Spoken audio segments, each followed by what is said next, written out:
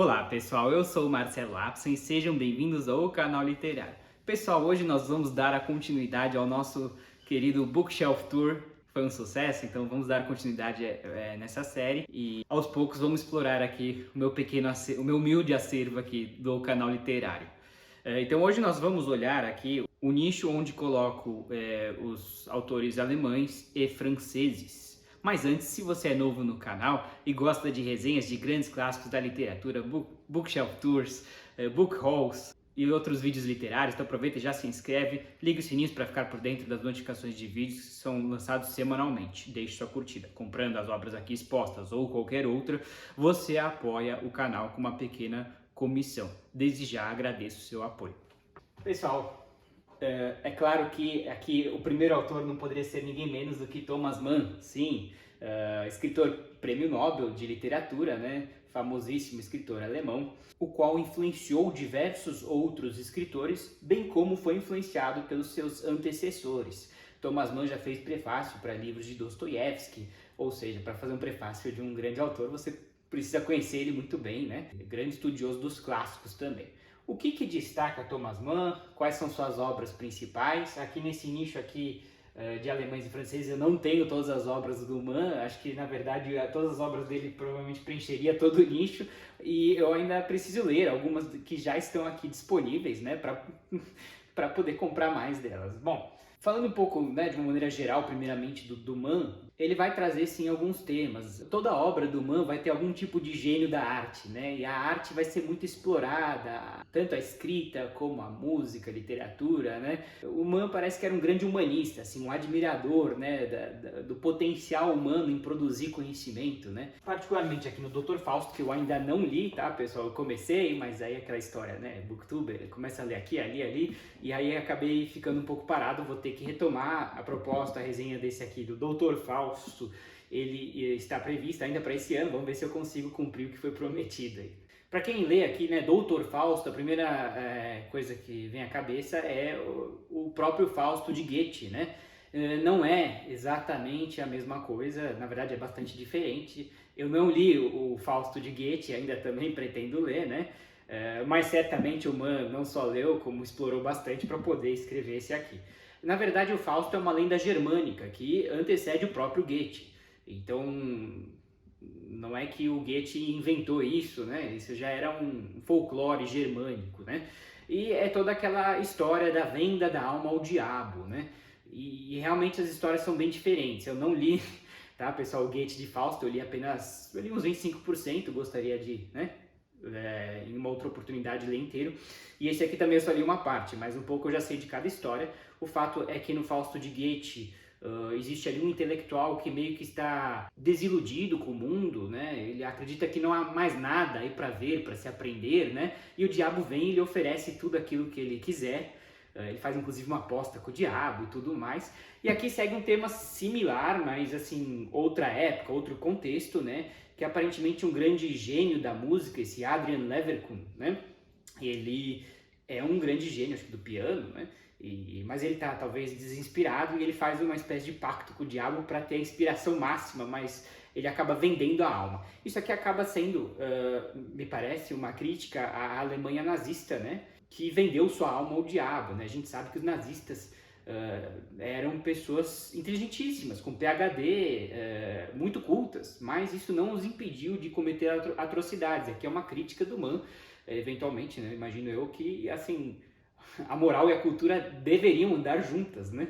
E aqui justamente esse personagem principal, ele vende a sua alma ao diabo, ou seja, parece que ele perde a capacidade de amar o próximo, mas ele vira o gênio da música, né? Eu estou bastante curioso, com bastante vontade aqui de ler, né?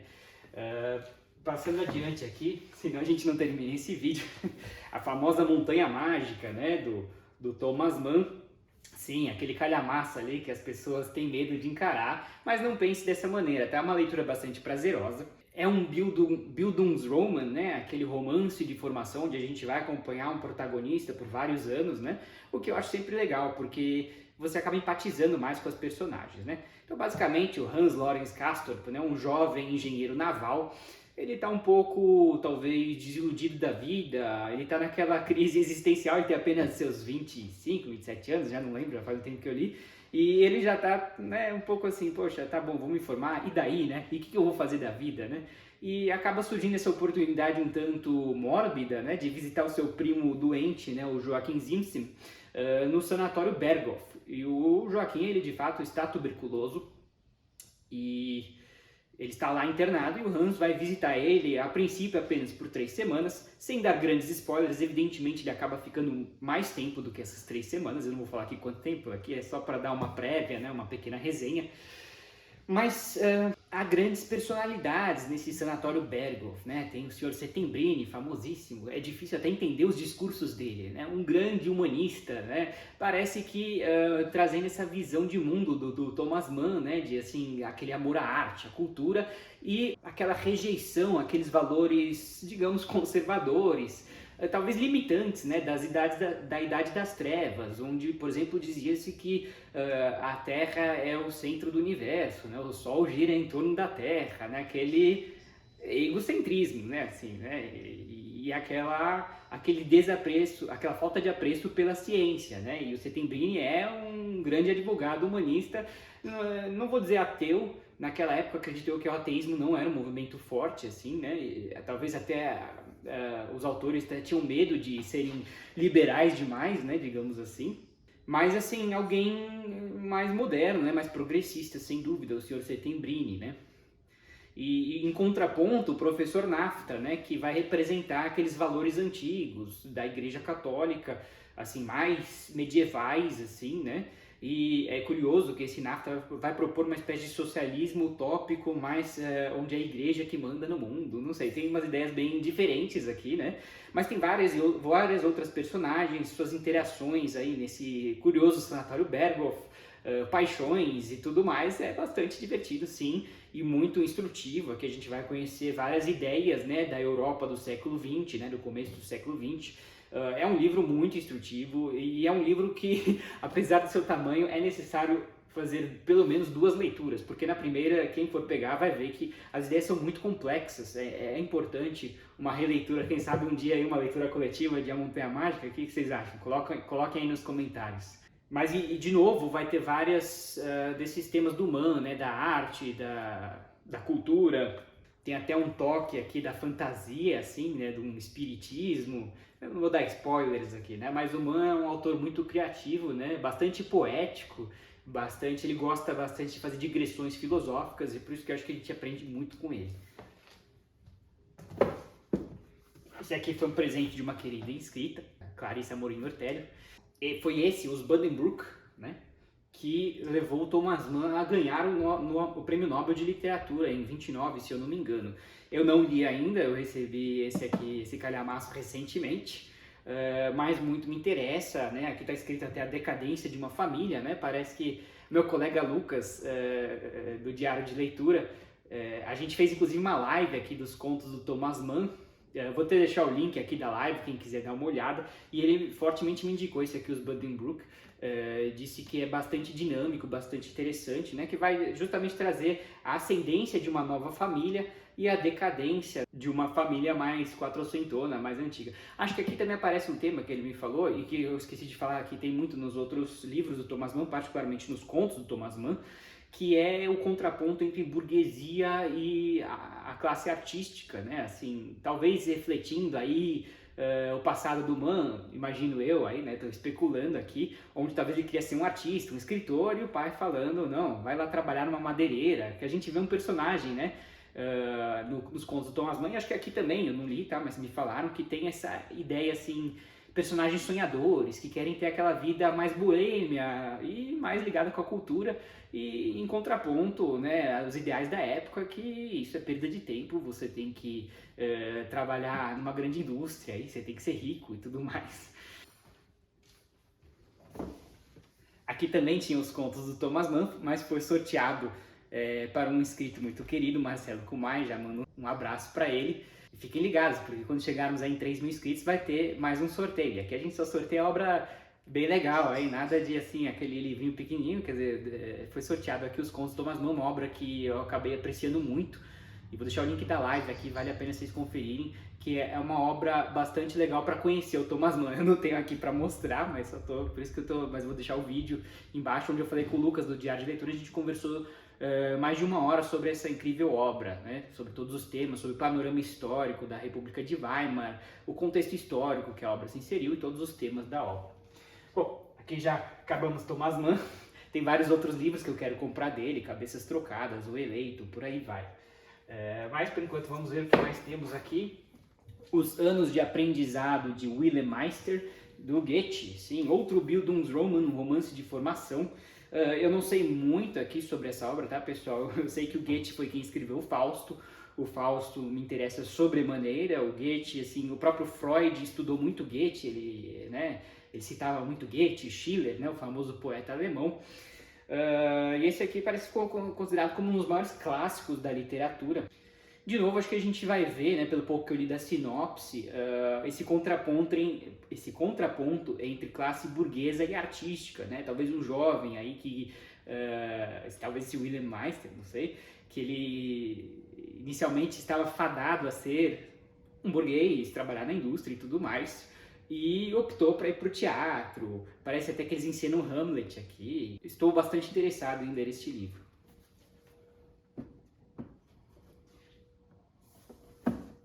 Aqui nós temos, depois, as obras de Hermann Hesse, tá, pessoal? Eu me tornei um grande fã do Hesse. Aliás, a indicação que eu recebi foi do Leandro Carnal. Se ele estiver vendo esse vídeo um dia, manda um abraço para ele, um homem que eu admiro muito, um homem muito culto. Ele disse que o Hermann Hesse, eu até lembro do vídeo dele, ele disse que foi uma sensação na geração dele. Eu falei, bom, se foi na dele, por que não na minha também? E fiquei muito curioso para ler ele. Eu li Siddhartha e adorei, né? O Hesse, ele tem parece que esse fio condutor, né, assim, de todas as obras dele, que é um autodescobrimento, né, um questionamento do status quo, da sociedade, dos valores, de tudo, né? Particularmente aqui em Siddhartha, pelo menos que eu já li, mas parece que também, eu tenho aqui, né, o Demian e o Lobo da Steppe, parece que vai nessa mesma linha. Eu diria que não é autoajuda, eu diria que é um autodescobrimento, assim, né? Você se escutar mais, talvez pode ser um tipo de autoajuda, é que autoajuda ficou até um termo pejorativo, né? Ele ganhou o Prêmio Nobel de Literatura em 46, então ele é um grande escritor. E nesse aqui, Siddhartha, ele vai trazer aqui um jovem prodígio hindu, budista, né? No começo de uma família hindu, mas parece que começa a seguir os caminhos budistas. Ele apesar do nome, né, em comum com o Buda, né, Siddhartha Gautama é o Buda, né? Ele é apenas Siddhartha, e ele encontra o próprio Siddhartha Gautama, né, o Buda. E eu acho fantástica essa cena aqui, sem grandes spoilers, isso é logo no começo, tá, pessoal? E ele fala assim, tudo isso que você falou é maravilhoso, mas não é para mim. Ele fala, eu quero seguir meu próprio caminho. E então ele vai entre as trevas e a luz, enfim, ele vai conhecer o mundo, ele vai explorar as suas vontades, os seus desejos e tentar encontrar o seu próprio caminho. Isso reflete muito a personalidade do autor, que de criança era aquela criança inconformada, ele infelizmente sofreu de transtornos mentais, assim, depressão, enfim, por aí vai. Ele teve uma infância traumática. Mas ele fez uma viagem à Índia e, de novo, refletindo sua própria experiência pessoal, ele foi lá tentar encontrar a iluminação e falou, isso aqui não é pra mim, eu vou encontrar o meu próprio caminho. E ele põe todas essas experiências nas obras dele, né? E Siddhartha é a única que eu li, mas eu tenho aqui Demian, ainda tá no plastiquinho.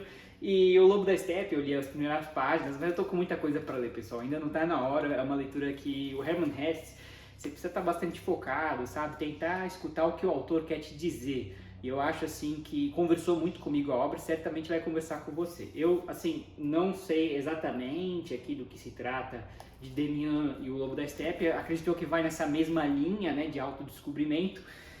Parece que um deles aqui, alguns amigos se encontram num teatro, isso é uma alusão ao uso de drogas, enfim.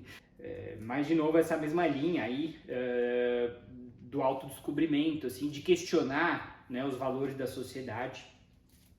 E é mais interessante ainda que isso tudo foi escrito aí no começo do século XX, foi um homem certamente à frente de seu tempo, e ele ficou muito famoso também como uma espécie de pai dos hippies, né, do movimento da contracultura nos Estados Unidos. Eu fiz resenha do Siddhartha, vou deixar, todos os links estarão aqui abaixo. Aqui também um dos meus autores favoritos, Stefan Zweig, Aqui, esse é um novo que eu adquiri já faz um tempo, né? 24 Horas da Vida de uma Mulher e Outras Novelas. Eu não li, mas tem uma novela aqui, o Amok, que eu acho que está aqui dentro, que eu li sim, e que o Zweig é simplesmente sensacional, né? Um escritor austríaco, se ganhou o prêmio Nobel agora, não me vem à cabeça, mas assim, é um escritor fantástico, porque o que eu gosto dele assim é que é um enredo muito envolvente, dinâmico. Ele me lembra um pouco o Singer, né? Nessa atuada de personagens muito introspectivas assim, né? E muito exaltadas, lembra até um pouco Dostoiévski, né? Bastante emotivas, né? Se eu pudesse descrever o Zweig em uma palavra, é emoção, assim, né? As personagens têm muitas emoções, né? E eu acho isso simplesmente sensacional, assim. Esse Amok, por exemplo, ele vai trazer uma paixão tão arrebatadora de um médico ali morando nos trópicos, né? Na então colônia holandesa, se não me engano, lá pela Malásia, né? Eles chamavam de Pequena Índia, eu acho. E ele acaba se apaixonando, acho que por uma nativa. Só que ele acaba assim, tendo uma paixão arrebatadora. E por isso Amok, né? Amok quer dizer assim, alguém que saiu na loucura, assim, né? Alguém que é um Highlander aí. E saiu em busca dessa jovem, assim. Não no sentido, acho que negativo, tá, pessoal, de violência, etc, mas já li faz um tempo, tá, então não lembro, assim, mas no sentido realmente que ele se apaixonou loucamente por ela, né, e a gente vê muito isso, essa parte das emoções. Inclusive, o que eu li aqui do Zweig é esse aqui, Beware of Pity, já falei mais de uma vez aqui no canal. Infelizmente, a tradução para o português já é datada aí de 1950, né? Nem está em circulação, mas excelente obra, uma das minhas favoritas sem dúvida aqui. E de novo, ele vai trazer essa questão das emoções muito forte aqui. No caso, a culpa, né? A culpa e a piedade, né? Acho que são os dois temas principais aqui. Que é um jovem tenente ali, que ele acho que tenente, desculpa, eu não lembro a patente aqui do Antoine Hofmiller, o protagonista. Ele conhece uma jovem aristocrata, mas a mulher, ela tem uma deficiência física, né?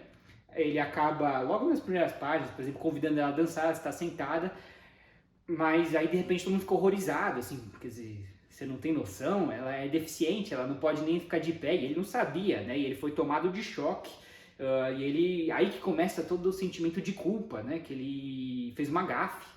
E se você pensar um pouco exagerado, é claro, ele fez o errado, pediu desculpas e tal, mas ele acaba levando isso para vários extremos, assim, né?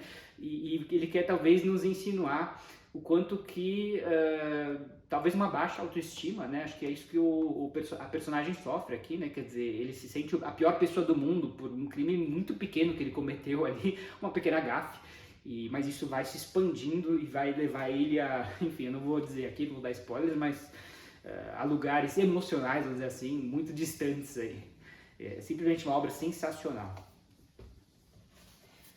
E tem esse aqui, Journeys, também, né? Aqui eu acredito que já entra na não ficção, o Zweig se aventurou em biografias, né? E também aqui ele vai falar um pouco do continente europeu, assim, particularmente ele, entre vários escritores, se desiludiram com o mundo, com a vida, né? Depois da Segunda Guerra, né? Onde, de novo, né? Nazistas, que eram extremamente cultos, cometeram as piores atrocidades já vistas.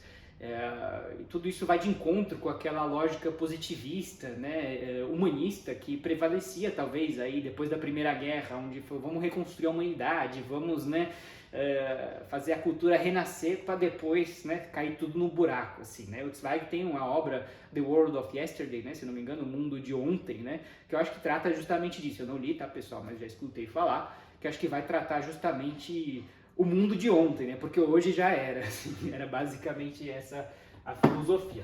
Aqui passamos para os franceses e nada melhor do que ter aqui Victor Hugo, né? Esse bonito box aqui, acho que da Nova Fronteira.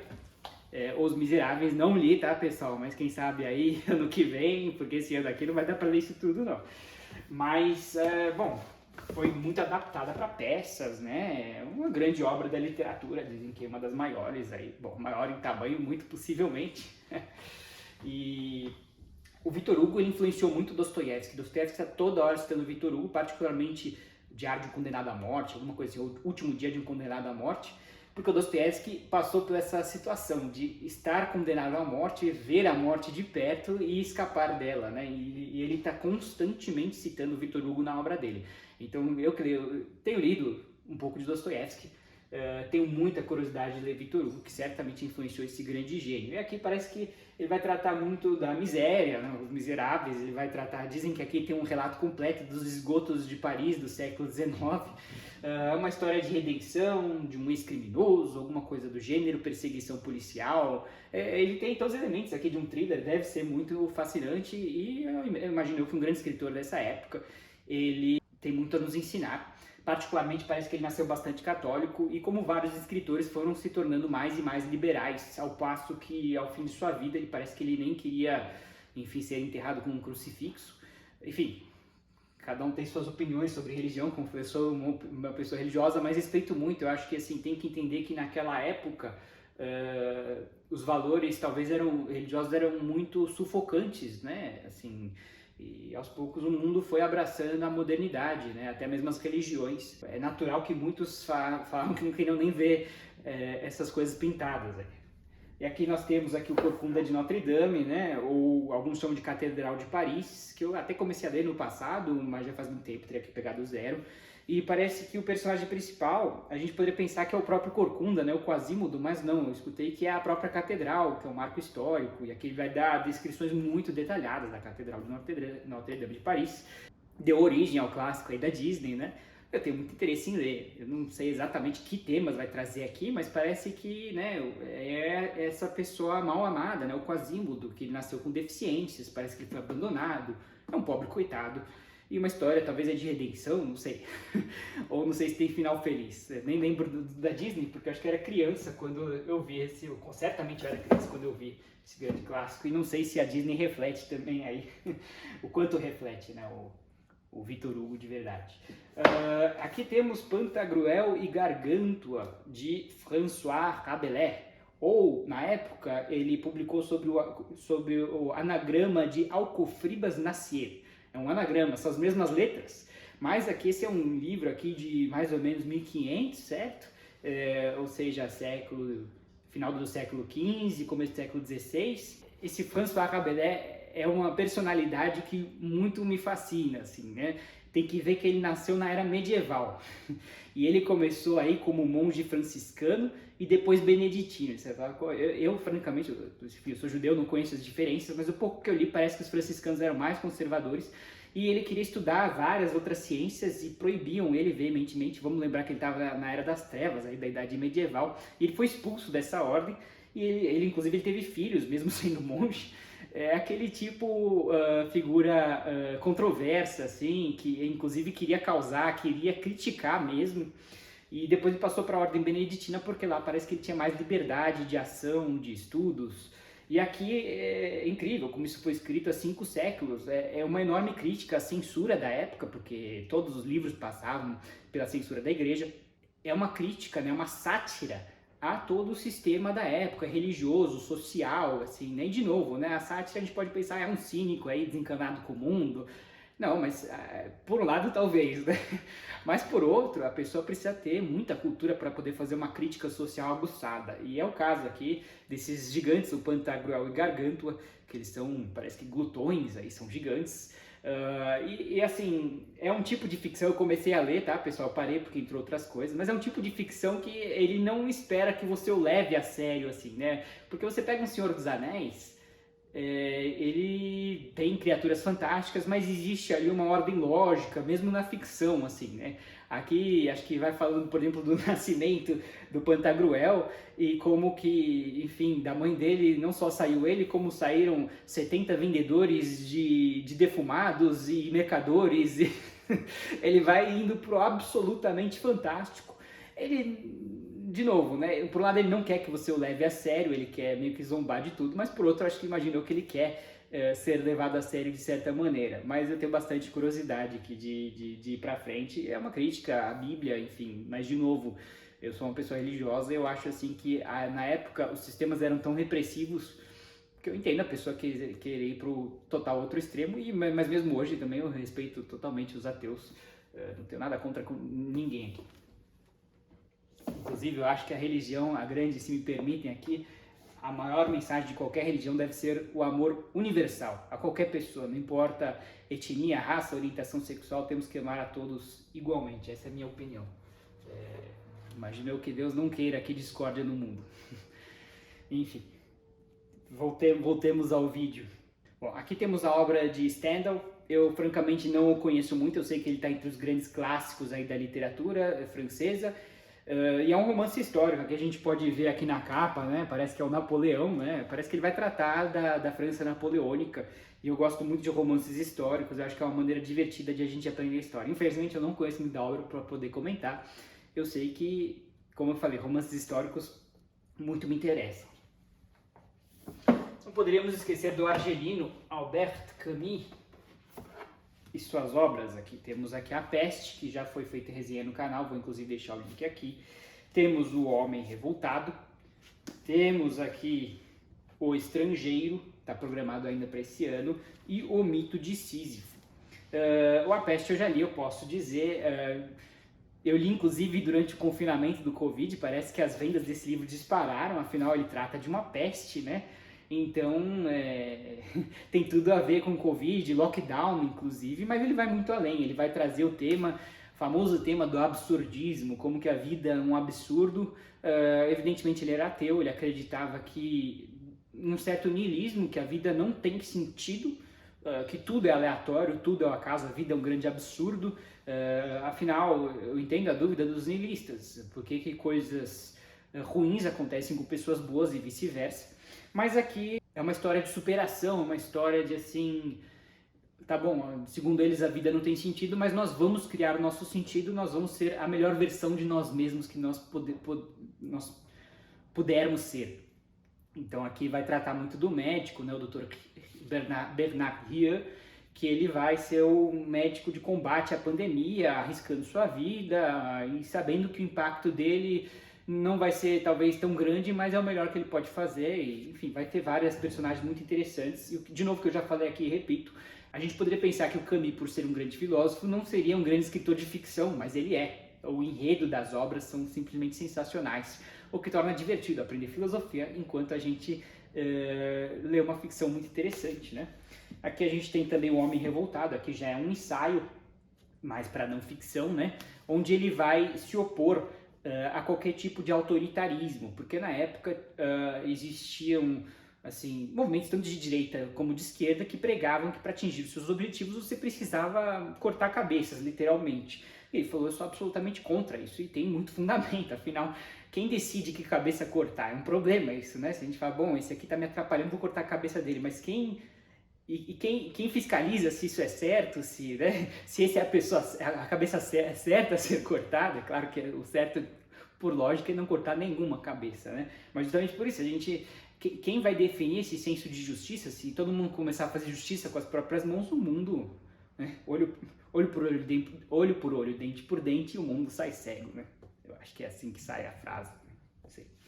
O Estrangeiro também vai entrar nessa toada niilista, não li, mas devo ler esse ano. E temos aqui O Mito de Sísifo, também outro ensaio, que talvez melhor representa o absurdismo. A gente sabe que o mito de Sísifo se refere, eu acho que o Sísifo, que ele tinha essa tarefa ali de rolar uma pedra barranco acima, e depois que ele rolava para cima, a pedra caía e ele repetia.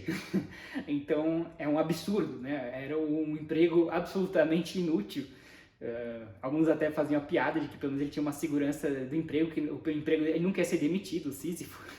Isso é verdade, ele tinha trabalho infinito, mas um trabalho absolutamente inútil. Uma crítica aí à sociedade, à vida, de que a gente está aí num loop infinito, absurdo, enfim, por aí vai. Finalmente temos aqui apenas um livro de Balzac, Honoré de Balzac, a mulher de 30 anos, a balzaquiana, né? Até não sabia existir esse termo para mulheres de 30 anos para cima, algumas são chamadas de balzaquianas, eu não conhecia esse termo, enfim, me perdoem também, não sei se é pejorativo ou não, está escrito aqui, inclusive aqui atrás, a balzaquiana. Aqui está escrito, foi este romance que deu origem ao termo balzaquiana para designar mulheres mais maduras.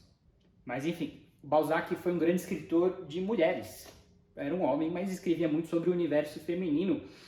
E bastante interessante, porque sabemos que na época vivia-se uma sociedade patriarcal e talvez ele quis dar um enfoque à independência das mulheres e tudo mais. Ele foi um precursor aí do feminismo. Eu tenho bastante curiosidade de ler esse livro. Falam que ele é bastante famoso, mas eu sei que o Balzac escreveu muito, né? Ele foi um escritor bastante profílico, então isso aqui é apenas uma gota no oceano aí do que ele escreveu. É isso, pessoal, espero que vocês tenham gostado desse Bookshelf Tour. Exploramos aqui este humilde nicho aqui de alemães e franceses. E comentem aqui embaixo o que vocês acharam desse Bookshelf Tour. E vejo vocês no próximo vídeo. Um grande abraço.